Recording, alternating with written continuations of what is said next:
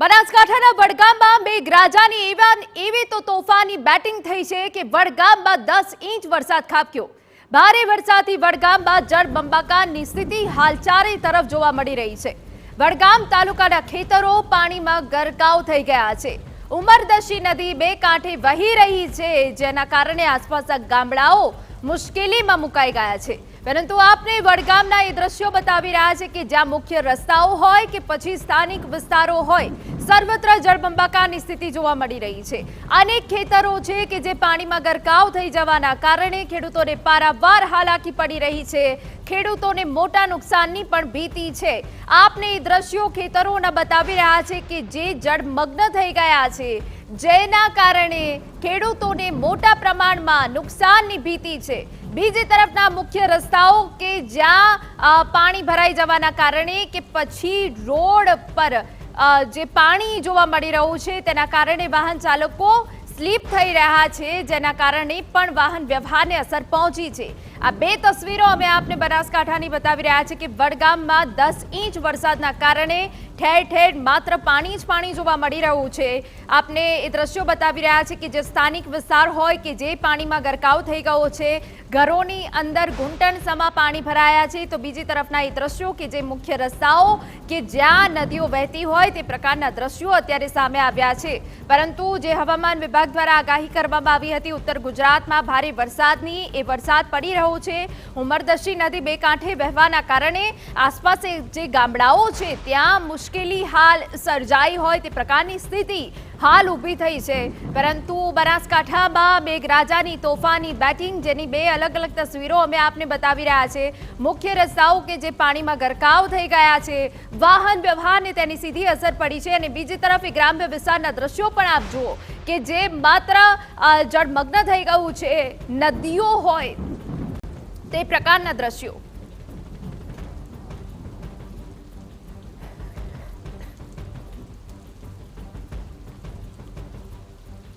તો મેઘરાજાની તોફાની બેટિંગ કે જ્યાં તમામ જે ગામડાઓ છે જળમગ્ન થઈ ગયા હોય તે પ્રકારના દ્રશ્યો અત્યારે સામે આવ્યા છે। વડગામમાં 10 ઇંચ વરસાદ પડ્યો છે અને 10 ઇંચ વરસાદ પડવાના કારણે હાલ જળબંબાકારની સ્થિતિ સર્જાઈ ગઈ છે।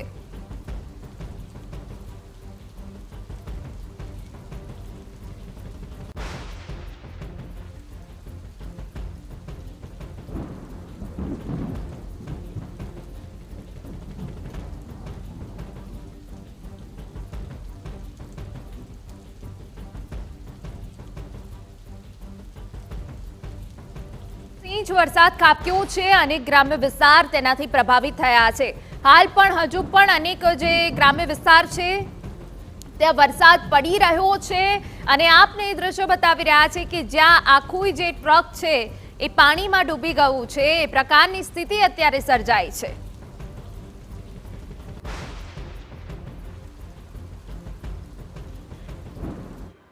તો ભારે વરસાદને પગલે વડગામ તાલુકો સૌથી વધારે પ્રભાવિત થયો છે।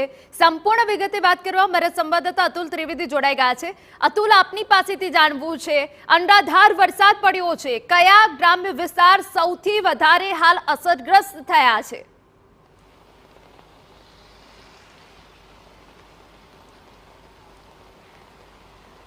जी वरसादनी बात करवामां आवे तो जे वहेली सवारथी ज धोधमार वरसाद शरू थयो हतो। लगभग सवारे 4 वागे आ धोधमार वरसाद शरू थयो हतो अने एनी साथे सौथी वधु वरसाद छे ए वडगाम पंथकमां पड्यो हतो। वडगाममां 10 इंच उपरांतनो आ वरसाद खाबक्यो छे, त्यारे वडगामनी परिस्थिति ए थई छे के वडगाम पाणी पाणी थई गयुं छे।